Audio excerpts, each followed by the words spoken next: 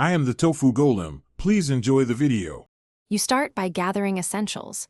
The Hyperx Cloud Roman 2, its USB sound card or 3, 5mm cable, and a free port on your PC. Plugging in now speeds diagnostics. If you have the USB dongle, use that for Virtual 7. 1 audio.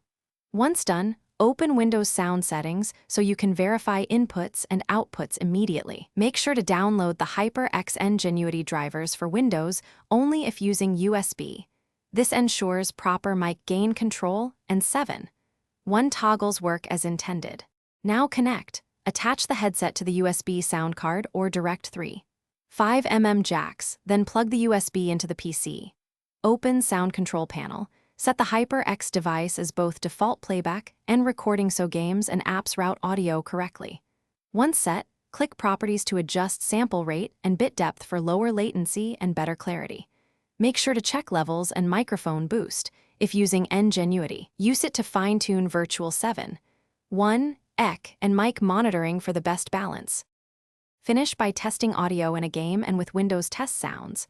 Toggle stereo versus Virtual 7. 1 to compare spatial cues.